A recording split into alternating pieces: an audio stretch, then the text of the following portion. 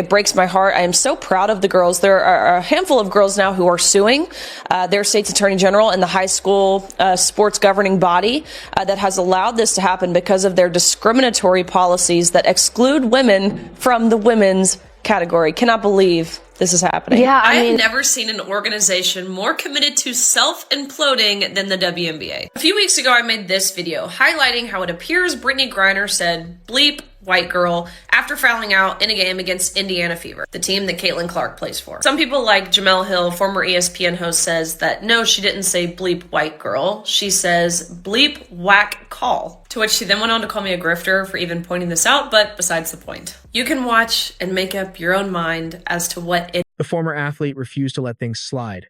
While traditional networks frantically attempted damage control, she delivered a brutal truth that terrified the entire organization. Her words carry incredible weight because they are forged in the fires of unquestionable ethical conviction. She intimately understood the harsh sting of athletic injustice through profound personal agony. Once forced to race biological males and female divisions, the champion found her voice amid a sea of terrified silence. Having suffered for uttering inconvenient realities, she understood being demonized by corporate broadcasters simply for championing female competitors and demanding a level playing field. One exasperated viewer noted they had never witnessed that particular television anchor before in their existence. The baffled critic questioned her utterly inexplicable employment. Broadcasters noted the national committee had deemed drafting a specific rising star to the global tournament completely reckless. This occurred simultaneously with a polarizing veteran's inclusion, prompting an anchor to aggressively interrupt the swimmer's claims regarding that surrounding baggage.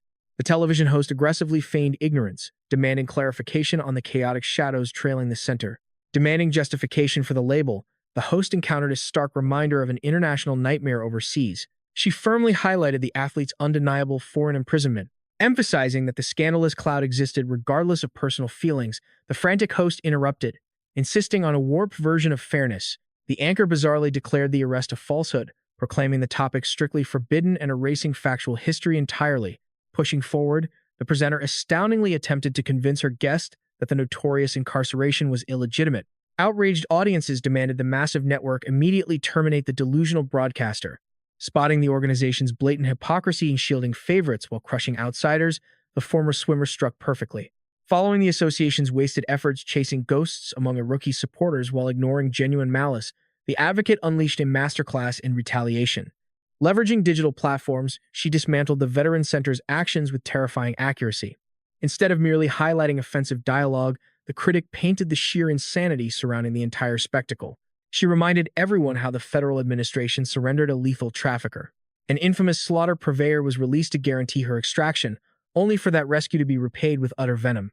The advocate painted a devastating scenario, noting that if the guard uttered identical slurs, the journalistic explosion would have been utterly catastrophic. Corporate backers would flee, and the association would banish her indefinitely. Yet, due to the specific identities involved, the entire establishment magically developed selective amnesia regarding the clearly captured audio recording. This hypocritical foundation became so blindingly obvious that even oblivious spectators noticed. The true genius of her critique lay in weaving a singular altercation into systemic darkness. Rather than hunting a lone competitor, she unearthed a toxic environment shielding preferred agendas while sacrificing true justice. On a tense Thursday evening, two regional franchises clashed. One squad housed the rookie sensation, the other featured the polarizing veteran, setting the stage for a lip-reading mystery. Drama unfolded late after the season giant was ejected for hacking the prodigy, paving the way for a 5-point underdog victory. A narrator boldly stepped forward to decipher the hostile murmurs. Visual evidence strongly suggested the ejection was followed by racial disparagement hurled directly at the rising star. Audiences were chillingly reminded that the commander-in-chief ransomed this soul for a global warfare purveyor. Countless professionals harbored deep resentment for the rookie savior, ignoring that her massive impact stemmed purely from elite talent rather than her specific racial background. Her meteoric rise was fueled entirely by an unparalleled athletic mastery. Had the positions flipped, the apocalyptic backlash would have completely destroyed the offender without mercy. The landscape was littered with isolated competitors. High-profile analysts continuously preached about an invisible divide tearing the entire athletic community apart from within. In dark irony, these voices actively fueled discriminatory fires through relentless animosity toward the young, targeted phenomenon. When a fearless publication attempted interrogating the veteran directly, the league's gatekeepers aggressively slammed the heavy doors shut. Seizing the cowardly moment, The advocate exposed that only one brave outlet dared demand accountability from the source. Meanwhile, the cowardly establishment press remained perfectly content spinning fairy tales and shielding guilt. Uncovering the truth behind those words required a simple step: questioning the veteran player directly. Shockingly, only the Outkick journalists actually dared to do so. Over 2 weeks have passed since those explosive remarks surfaced. Meanwhile, league officials chased fabricated discrimination rumors sparked by another athlete regarding Indiana supporters. The investigation yielded absolutely nothing, proving the fan-blaming narrative was entirely unfounded. Consequently, the Outkick crew formally requested press passes for the Atlanta squad's June 6th matchup, only to face a stunning rejection. Previously, securing media access for major professional sporting events had never been problematic. Conveniently, officials claimed the venue lacked adequate seating capacity, an excuse that reeked of absolute deception.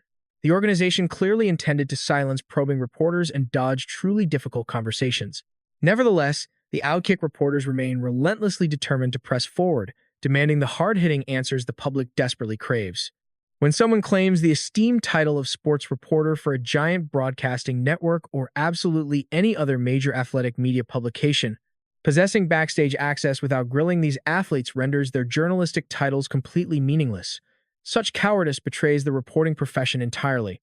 True accountability finally arrived when swimming champion Riley Gaines delivered a blistering condemnation directed at the controversial center and the entire league. When the establishment willfully ignored those hostile jabs aimed at the rookie sensation, the decorated swimmer boldly voiced the exact frustrations burning in fans' minds. Her fierce words tore through the silence, forcing desperate executives into full-blown damage control. Did the outspoken swimmer rightfully expose glaring hypocrisies within women's basketball, or would she have been significantly wiser to avoid this chaotic court drama altogether? Rarely has the basketball league appeared so intensely dedicated to its own destruction. Footage recently surfaced allegedly showing the towering veteran hurling malicious insults toward the rising rookie star right after being ejected from the Indiana matchup. Although loyalists fiercely defended her, insisting she merely protested an official's whistle, her hostile posture and suspicious timing painted a darker picture.